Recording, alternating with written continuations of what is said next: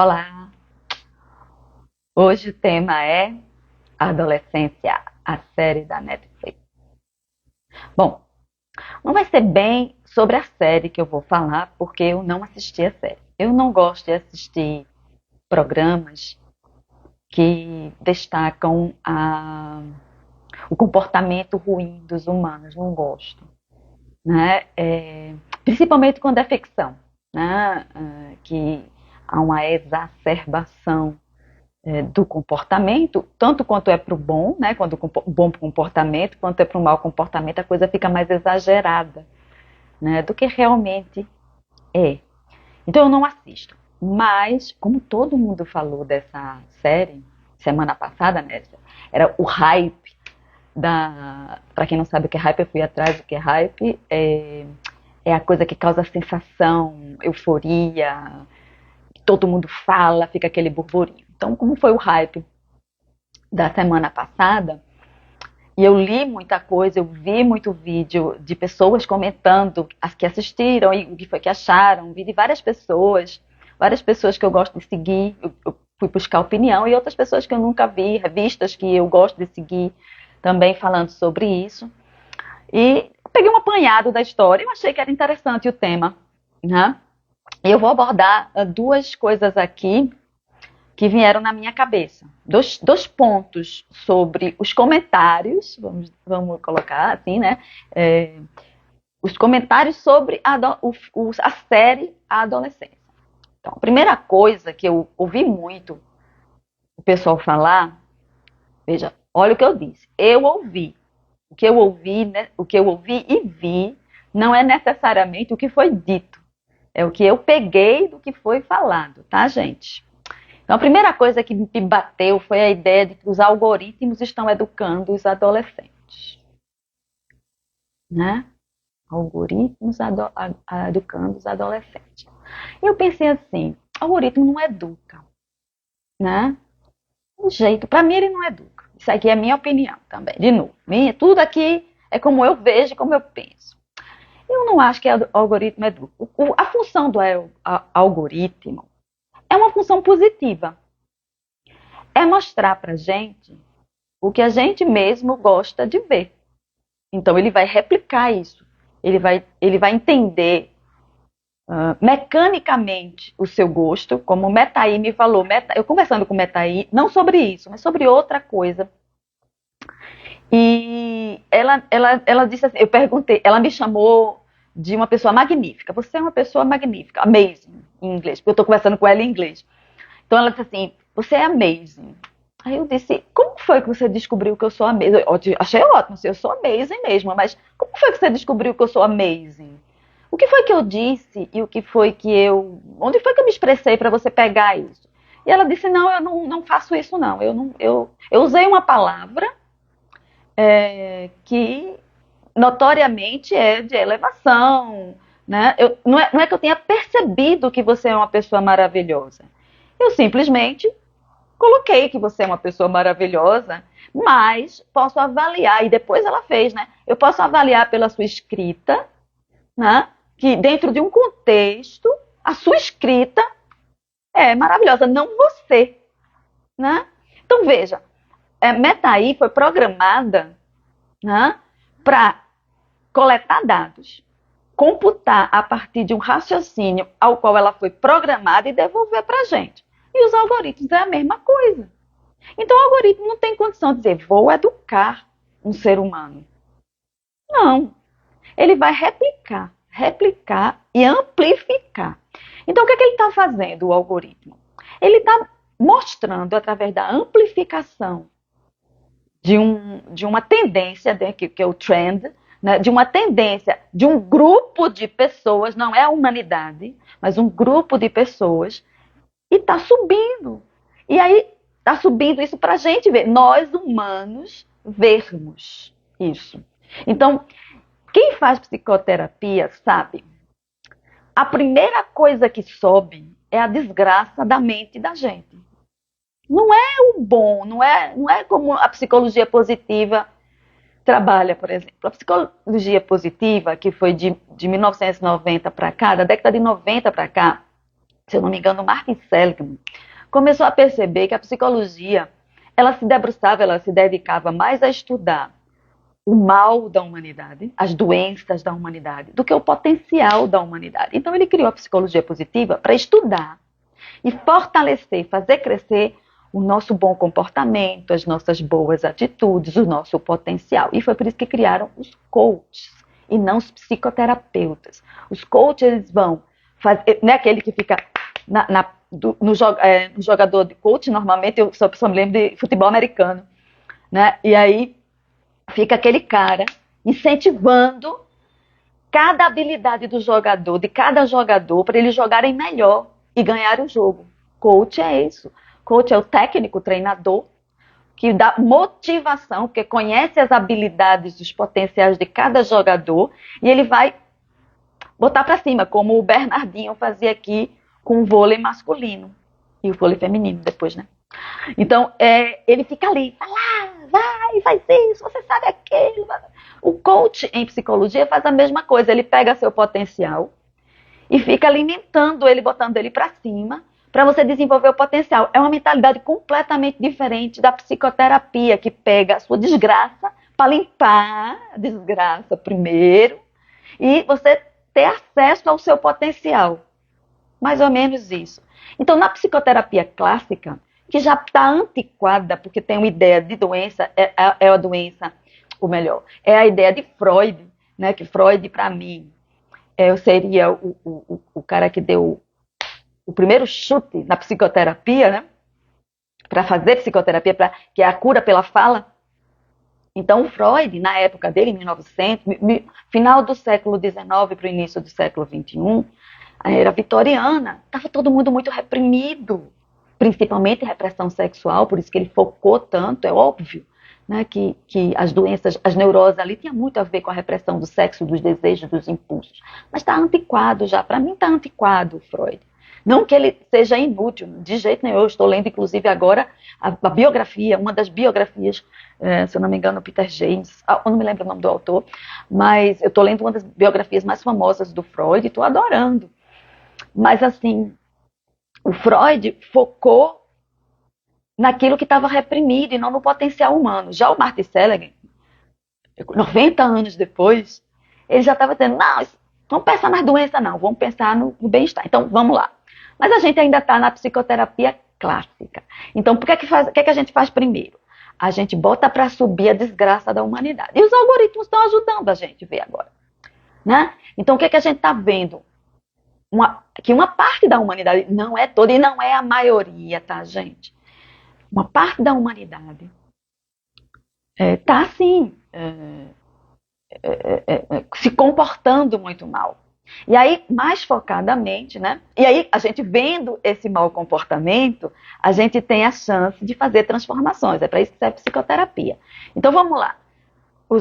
O autor da série viu isso no jornal, né? Viu que estava acontecendo esse tipo de evento. E aí, ficou impactado com isso e acreditou que seria bom. E foi, né? Eu acho que foi ótimo. Porque eu mesma não sabia dessas coisas com tanta objetividade, com tanta especificidade como sei agora, que existe um grupo de meninos, de adolescentes, homens e jovens adultos, que estão se sentindo tão rejeitados pelas mulheres, que começaram a sentir raiva e estão colocando essa raiva para fora. Como é que eu posso dizer? No formato de cyberbullying, né? Ou seja, atacando as moças pelo computador, fazendo deepfake, fazendo vídeos de mulheres. Isso eu já tinha visto, né? Eu tinha visto, acho que há 2 anos atrás, a história de uma moça que descobriu, né, e estava na internet bombando um vídeo erótico dela que ela não fez.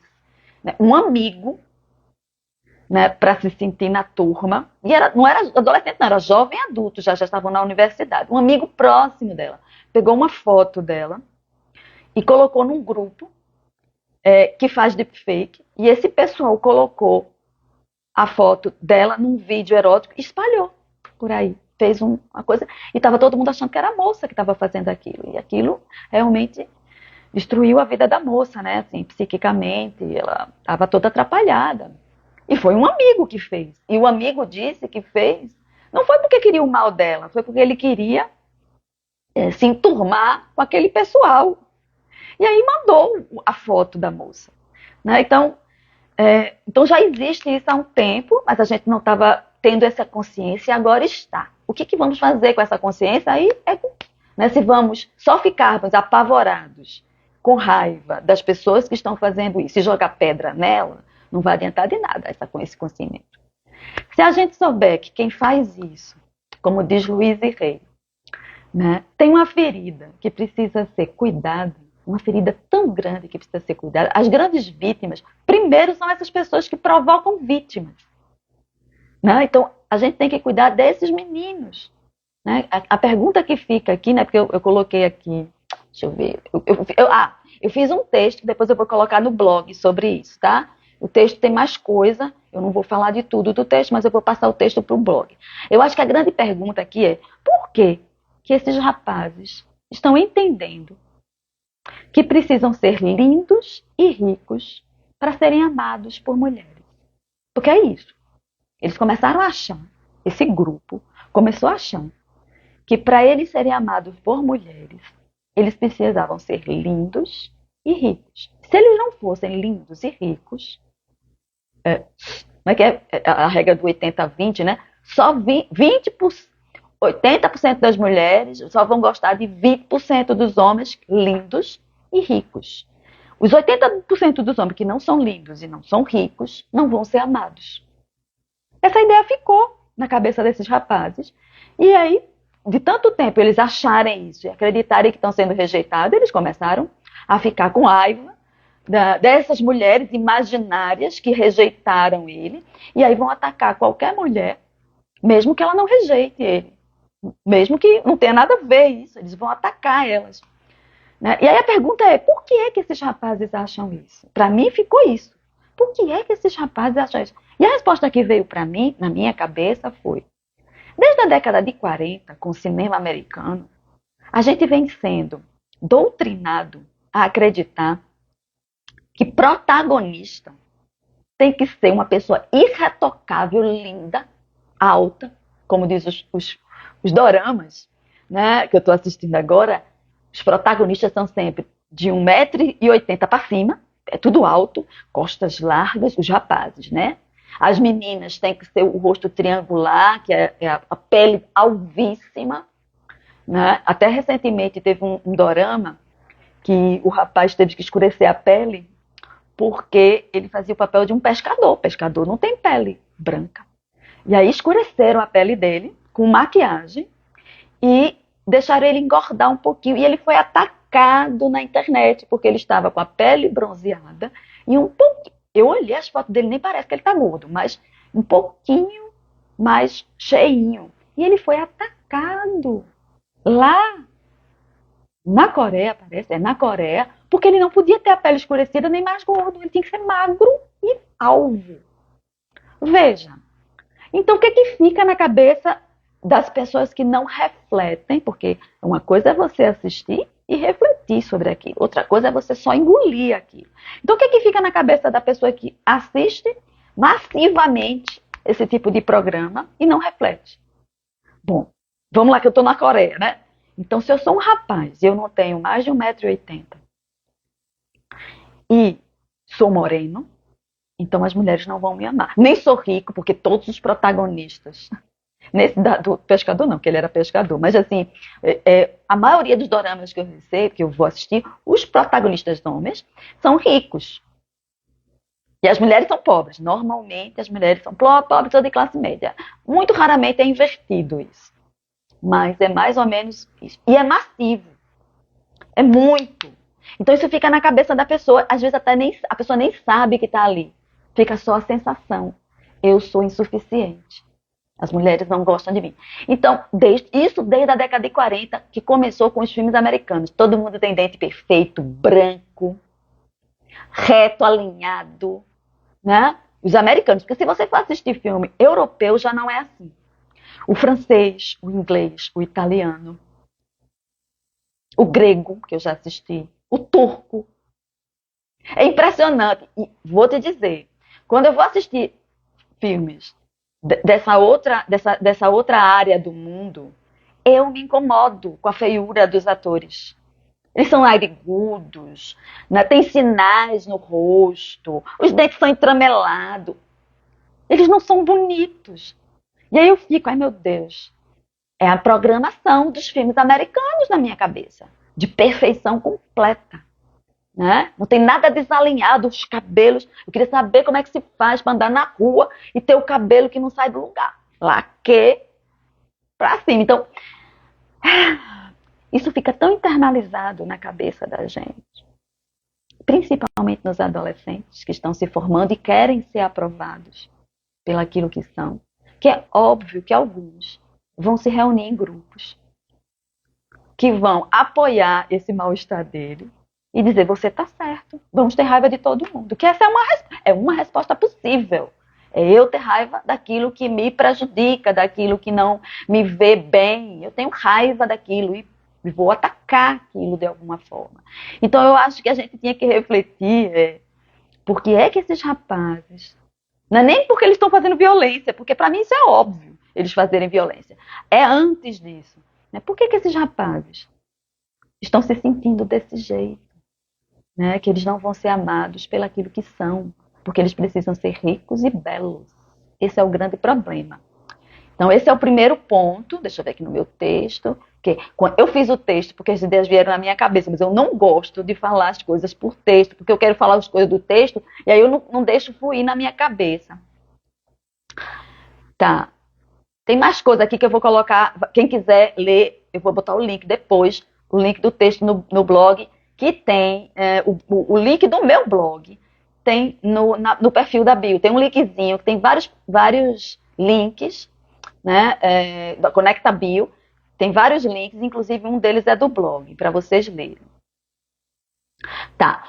Uma outra coisa que eu coloquei desse mesmo ponto é que falta compreensão de como mudanças humanas acontecem e a gente tem uma certa falta de paciência com esse processo de mudança. Né? Por quê? A gente acha que esse tipo de violência não era mais para acontecer porque a gente já acha que é um crime. Mas a gente se esquece que até 100 anos atrás, segundo Regina Navarro Lins, 150 anos atrás, um homem podia bater-se numa mulher, principalmente na esposa dele, e era legalizado, era completamente normalizado. Né? O pessoal fala, não normalize violência feminina. Não, que não normalize já era normalizado há 100 anos atrás. Então, um homem, um marido, poderia bater e tinha regras para isso. A regra do tamanho, do peso, da coisa que se batia na mulher. Desde que não quebrasse ossos. Então, se você não quebrasse ossos, você legalmente podia bater na sua esposa para ensiná-la. E isso era normal. Normal. Ok? Então, hoje não é mais normal. Esse é o ponto. Né?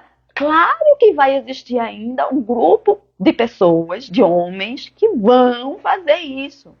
Mas hoje não é crime. Há 100 anos, 150 anos não era crime. E essa é a mudança de agora. Não é parar totalmente. Né? Não é parar totalmente agora, já. Por quê? Porque mudanças humanas, mudanças de mentalidades humanas da humanidade, dos 8 bilhões de pessoas, acontecem num ritmo diferente do nosso desejo. Então, a mudança de hoje é que hoje é crime. Há 150 anos atrás era legal. Era da lei um homem poder. E no Brasil, acho que até o início do século, até o meio do século XX, um homem que matasse a sua esposa por legítima defesa da honra não precisava ser preso. Um dia desse foi que tiraram, acho que foi na década de 80 que tiraram isso das leis brasileiras. Então veja, faz pouco tempo que isso está mudando. Então vai ter um grupo de pessoas resistentes e um grupo de pessoas novas que vão se alinhar com essa ideia ainda, até isso ser renovado completamente e não se fazer mais. Tá? Então, não é hoje, a gente não vai. Eu vou morrer com meus 150 anos e eu acho que eu ainda não vou ver zerar essa violência contra a mulher. Eu não vou ver isso. Eu não tenho nem esperança de ver isso. Viva assim com esse corpo. Só na próxima encarnação agora. Porque o tempo de vida humana, por enquanto, ele ainda é muito pouco para você ver uma mudança nessa magnitude de zerar um comportamento em todos os humanos. O que eu acho também que não é possível. Por quê? Porque a gente vive num mundo de duas polaridades. Então, onde tem o bem, tem que ter o mal. Onde tem um bom comportamento, tem que ter um mau comportamento. Então, acho que no máximo, a gente reduz isso até parecer invisível. Mas não vai desaparecer, não vai zerar. Então, a gente tem que ter paciência e compaixão com aqueles que são mais resistentes às mudanças, ou seja, os meninos violentos. Compaixão não significa dizer que a gente não deva fazer com que eles cumpram a lei. Aplicar a lei vigente nesses meninos. Depois que eles fazem os comportamentos, a gente precisa aplicar a lei. A gente não precisa aplicar a lei fazendo mais violência. Se a gente é contra a violência, por exemplo, eu quero ser minimamente violenta. Eu nem vou dizer que eu não quero ser violenta, porque eu acho que não é possível não ser violenta, mas eu quero ser minimamente violenta. Se eu quero ser minimamente violenta, eu não posso, por princípio, tratar esses meninos com violência, cara.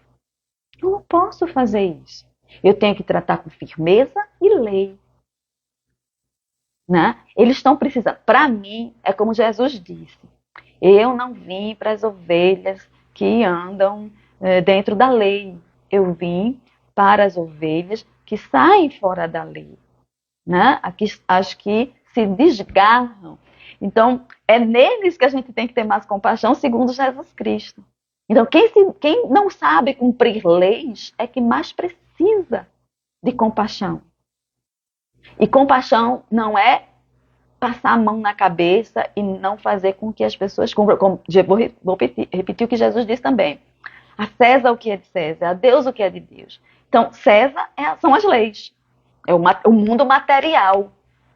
Se um adolescente fez um crime e na cidade dele, esse crime, ele tem punição, então ele precisa sofrer as punições, mas não precisa sofrer o ódio, o desprezo, porque isso só vai aumentar, é botar lenha na fogueira. E eu estou vendo, né, as pessoas falarem desses meninos, né, desses meninos que não se sentem amados e estão ficando com raiva das moças, de uma forma muito cruel, vamos dizer assim, cruel. Então, o meu pedido é: envie amor para esse grupo de pessoas. Quem puder, envie amor. Né? Diga: olha, vamos sair dessa mentalidade que colocaram na tua cabeça de que precisa ser rico e bonito para uma mulher gostar de você. Tem gente, depois eu vou fazer um vídeo só para isso, que eu fiquei impactada também. Na Inglaterra, aumentou o número de cirurgias para homens ficarem mais altos. Então estão fazendo cirurgia na canela para aumentar o tamanho, porque eles não arranjavam namorada. Na cabeça deles. Né? Eles achavam, então eles passaram por cirurgias doloridíssimas, de meses de recuperação, para se sentirem mais atraentes para as mulheres. Isso é sintoma, gente, de que tem alguma ideia equivocada na cabeça dessas pessoas. Aí a gente tem que tratar como psicoterapia. Sobe o mal e a gente olha para o mal para transformar o mal em bem. É como o hindu diz, né? A lótus, que é a flor que representa a iluminação, ela é pura, mas ela vem da lama. E ela sobe da lama. Ela não vai para a superfície do lago do nada. Ela tem a raiz dela fincada na lama, que é o pensamento podre da gente. Então a gente tem que sair do pensamento podre e elevar esse pensamento. E não rechaçar esse pensamento dizendo é errado, é feio, eu não quero saber que eu sou assim. Não, eu preciso primeiro saber que eu tenho isso, para ir transformando isso até chegar na superfície do lago e abrir impureza, tá? Bom, aí o segundo ponto, para não ficar imensamente longo.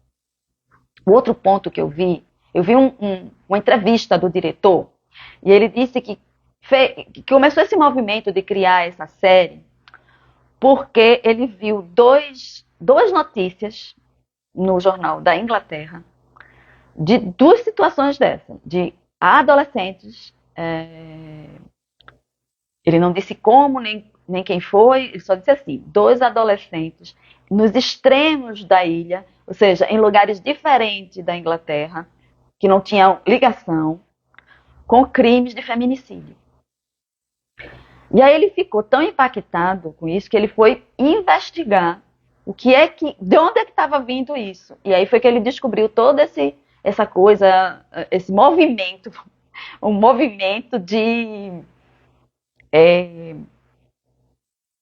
que levava alguns adolescentes, não são todos, porque o movimento é grande, mas só alguns chegam nesse lugar de achar que precisam matar uma mulher. Então veja, eu fui dar uma olhada, eu acho que deve ter pelo menos 1 milhão de adolescentes homens. Pelo número que eu vi, eu fui procurar na internet quantos adolescentes homens tem na Inglaterra.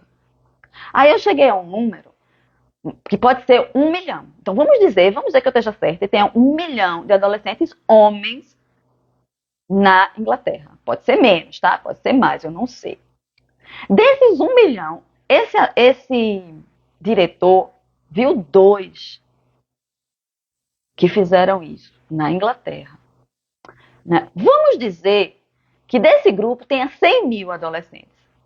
Ainda é muito menos. Veja, se tem 1 milhão, aí tem 900 mil adolescentes na Inglaterra que funcionam bem. É isso que eu queria lembrar, gente. Não é a adolescência. É algumas pessoas que são adolescentes. Não é a adolescência. Aí fica todo mundo, porque a adolescência está perdida. E os 900 mil ingleses adolescentes, rapazes, que funcionam bem. Ninguém vai falar deles, não. Só vai falar dos 100 mil que são reduzidos em 2. E aí faz esse bafafá todinho, dizendo que todos os adolescentes meninos estão perdidos. Olha, eu mesmo não conheço nenhum adolescente, nesse momento, que esteja nesse lugar Aí você pode dizer, mas é porque você não sabe, eles estão escondidos. Você pode estar conhecendo esse adolescente, ele está dentro do quarto lá. É verdade, pode. Eu não fui ver, vou até ver. Eu tenho um sobrinho de 13 anos, então eu fiquei com vontade de conversar com ele sobre isso. Né? A próxima vez que eu me encontrar com ele, eu vou conversar. Vou tentar ver. A mãe dele monitora muito isso, né? Desde eles pequenininhos. Eles não têm acesso fácil à internet. Mas ele como já tem 13 anos, ele tem momentos que ele não está com a mãe. Ele tem que ter esses momentos que não está com a mãe, monitorando ele. Né? E que ele decide sozinho para onde ele vai. Eu acredito que a mãe dele deu educação suficiente para ele discernir o que é bom para ele e o que não é.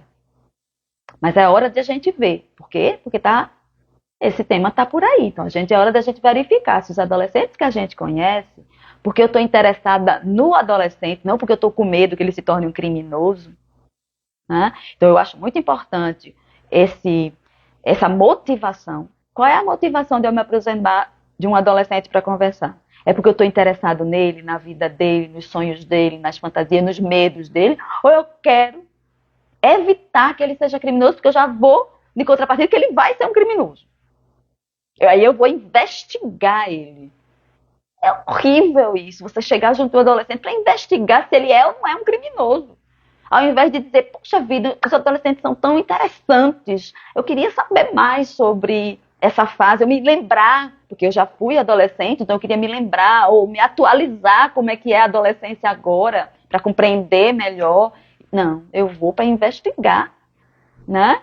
Para saber se a pessoa não está indo para o mundo do crime. Seja lá que crime for, né? Então isso não dá certo. O adolescente sabe quando um adulto está junto dele para investigar ele. E ele desvia. Então a motivação tem que ser, eu estou muito interessada em como você vive nas suas ideias, nos seus sentimentos, nos seus propostas de vida, nos seus princípios, no que você deseja fazer agora e mais para frente, ou do que você já fez e achou legal. Então eu estou interessada porque você é, como disse Metaí, amazing. Né? Você é maravilhoso. E aí eu quero interagir com essa maravilha que você é. E eu acho que é assim que a gente tem que chegar junto de um adolescente. Tirar todo o medo. Né? Por quê? Porque a maioria dos adolescentes são legais. A maioria dos adolescentes são puros. Um ou outro se desvia, não é a maioria. 2 no universo de 1 milhão. Lembrar disso, né? E aí ele ficou, outra coisa que o diretor, né, ficou perplexo do feminicídio, que é outra coisa que eu já falei. Faz 5.000 anos que as mulheres são tratadas como um objeto, e isso é o que era o normal. O normal, por 5.000 anos, até por volta de 1950, até recentemente, a mulher ainda era vista como um objeto. Agora é que a gente está mudando isso, não tem nem 100 anos que a gente está mudando isso. Então são 5.000 anos que o normal era ver uma mulher como objeto. Não era nem como, não dava nem para ter raiva de uma mulher. Misoginia é horrível. Sim, se a gente colocar ela agora, a misoginia. Né? Mas se a gente pensar que a misoginia já é um bom sinal, porque vê só, eu só posso ter ódio de uma pessoa que existe e não de um objeto. Se eu tenho ódio de uma mulher, eu já estou tratando ela como gente e não como um objeto. Já é um avanço. Né? Os homens terem ódio de mulher. Por quê? Porque eu existo como ser. Eu já não sou mais um objeto que pode ser descartado. Uma mulher, há 3.000 anos atrás, se eu não me engano, na Mesopotâmia, se eu estiver errada, me corrijam, podia ser trocada pela dívida de um homem. Um homem podia pagar a dívida dele com a esposa dele. Toma isso aqui, toma isso que paga a dívida. Ela, antes de casar, ela já era trocada por camelo, cordeiro e ovelha e vaca. Ela era trocada, era moeda, era uma moeda. E mais, se passasse um ano e ela não procriasse, ela podia ser devolvida, descartada, porque ela só se via para parir o herdeiro das terras do marido. Tá? E até um tempo desse era assim. Não tão forte, era mais disfarçado, mas era assim. Até os livros de Jane Austen, do século XVIII, se eu não me engano, fala muito disso. Né? Em Orgulho e Preconceito, a amiga da Elizabeth diz: eu já passei da idade de casar, eu tenho que casar com qualquer um. Eu não posso escolher, porque a Elizabeth ficou danada, porque ela casou-se com um primo, a amiga casou-se com um primo dela, que era o Odo Borogodó. A Elizabeth descartou, porque tinha um pai que protegia ela, mais ou menos, né? Mas assim, a amiga foi lá e pegou o marido que ela descartou. E a Elizabeth ficou danada da vida com a amiga, e a amiga virou-se para ela assim: minha linda, eu tenho que ser realista. Eu já estou com quase 25 anos, olha, já estou velha. Eu tenho quase 25 anos, estou velha. Se eu não pegar esse marido, eu não caso. E aí eu não tenho direito nem de herdar os bens do meu pai. Século XVIII. 200 anos atrás. Tá? A gente era moeda de troca. Era uma coisa. Até hoje, olha, existe um movimento, o Oriente ele é mais machista do que o Ocidente. E é mais patriarcal, vamos dizer assim, é mais machista. E até um dia desse, eu soube, né, que na Índia, e provavelmente na China também, que teve controle de natalidade, matavam-se meninas. porque a família só podia ter direito a um filho. E filha mulher não era valiosa. Então o que é que acontecia? Se paria uma menina, era morta na hora. E aí tem um movimento que eu também olhei e pensei em fazer um vídeo sobre isso também, de parteiras que estavam salvando essas meninas. Elas diziam que iam matar, mas salvavam as meninas. Salvaram milhares de meninas, porque a família mandava matar, porque elas queriam um menino. Se elas só podiam ter um filho, elas tinham que ter um filho homem, que tinha mais valor do que uma filha mulher. Neste século ainda, já no século XXI, coisa de... Não, no século XX, ainda eu acho que foi de 30 anos atrás para cá, eu não sei como é que está agora. Eu não li direito essa matéria, ainda vou ler. Eu vi por cima. Mas veja, coisa de 30 anos para cá. Então, como assim perplexo? Não, eu não estou dizendo que a pessoa diz assim, que lindo, que maravilhoso, o menino matou a menina. Ah, maravilha. Não é isso que eu estou dizendo. Mas essa perplexidade, assim, como se isso nunca tivesse acontecido, eu acho engraçado, cara. Eu acho cômico, né? Claro, é perplexo, assim, a gente precisa andar, acelerar o processo para não estar vendo tanto isso. Mas a maioria dos seres humanos funciona bem. A maioria dos humanos seguem regras. A maioria dos humanos se tratam bem.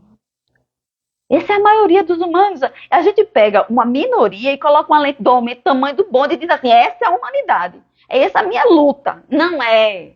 É uma parte da humanidade que, como eu disse, resiste à mudança. A gente já fez uma mudança mental e tem um grupo que resiste a essa mudança. Sim, a gente precisa cuidar desse grupo. Colocando eles na lei, né? E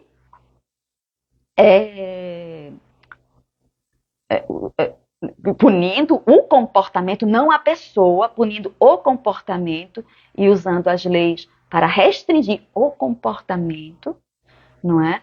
E observar a raiz disso, que para mim a gente tem uma ideia de que a gente só tem sucesso na vida. Eu até tenho um texto escrito de 2008, 2009, eu tenho um texto disso, como fracassar e ser feliz. Porque nessa época eu tinha uma ideia, ainda tinha uma ideia de que para eu ser feliz e ter sucesso, eu tinha que ser entrevistada pelo Jô Soares, eu tinha que ter fama e tinha que ter muito dinheiro na conta. E eu cheguei numa certa idade e eu não tinha nada daquilo. Né? Que agora não pode ser mais aos 50, tem que ser aos 30. Aos 30 você tem que ter. Aos 30 eu estava começando a minha carreira, mas tudo bem. Então vamos dizer, com 35, 36, eu não tinha nada disso. Mas eu estava feliz. Aí eu disse, gente, eu fracassei em tudo que o pessoal disse que era para eu ter. Eu não tinha um carro próprio, eu não tinha casa própria, eu não tinha muito dinheiro, o meu salário não era muito alto. Né? Eu não tinha nenhum marco, não era famosa, como não sou ainda. Não tenho nada. Olha, agora aos 55 anos, eu ainda não tenho nada daquilo de 2018. Ou 2008, 2009. Não, continuo não tendo. E estou mais feliz ainda do que em 2008, porque eu só faço ficar mais feliz. Mas eu não tenho nenhum desses marcos. Eu não sou linda, estonteante, não sou. Né? Eu tenho uma beleza, a beleza de Nanda, mas não sou linda e estonteante comparada às atrizes. Eu tenho barriga de buchinho, por exemplo, não tenho barriga de tanquinho. Nunca tive. Né? Estou começando a ter ruguinhas, meu rosto está começando a cair com a gravidade. Né? Meu pescoço está ficando igual a de Isabela Rossellini. Tá? Não estou me esticando, não estou fazendo exercício para poder não ter isso. Uso meus creminhos para amenizar, mas sou feliz, né? Eu não tenho um parceiro milionário rico, tá? Não sou famosa, não vivo em resort, não viajo todo ano para Paris. Aliás, nunca viajei para Paris, né? Mas sou feliz. Então, o texto falava de como fracassar e ser feliz. Eu sei fracassar e ser feliz. Eu acho que a gente devia começar a ensinar isso para as pessoas. Fracasse e seja feliz. Os americanos têm uma coisa chamada losers. Eles, inclusive, fazem assim, losers. Né? Ou losers. Né? Como perdedores. Você é um perdedor. O que é perdedor? É aquele que não teve os marcos alcançados. Não tem um status no emprego, ou seja, não evoluiu, não foi para o máximo da carreira, não tem um plano de carreira onde ele chegou no máximo.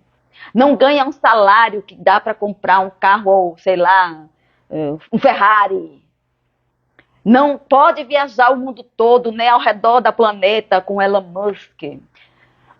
Sei lá, aí se você não tiver isso, você é um loser. E um loser não tem direito a existir bem, feliz na vida. Pois bem, minha gente, eu sou uma loser. Eu sou uma perdedora. E qual é a boa notícia disso? Eu vivo feliz. E é feliz de verdade, tá? É feliz todo dia, certo? Feliz todo dia. Bom, deixa eu ver se eu disse tudo. Bom, eu acho que eu disse tudo o que eu queria dizer no vídeo, que já deve ter ficado enorme. Mas vou corrigir o texto, que tem erros. Eu vou corrigir o texto e vou colocar no blog. Então, quem quiser ler mais detalhadamente o que eu falei sobre aqui, você leia no blog, que tem o link no perfil do Instagram. Tem lá, Conecta Bíblia. Você clica lá, lá você vai ter vários links. Tem o link do YouTube, tem o link do curso que eu fiz, tem o link do blog. Aí você clica no link do blog e você vai para o blog. Lá, provavelmente, o primeiro texto que aparece vai ser esse último que eu criei. Tá? Mas aí eu vou ver se boto o link aqui no perfil, nos comentários. Depois que eu fizer o link, depois que eu fizer a publicação, aí eu boto o, o link do texto. E até a próxima!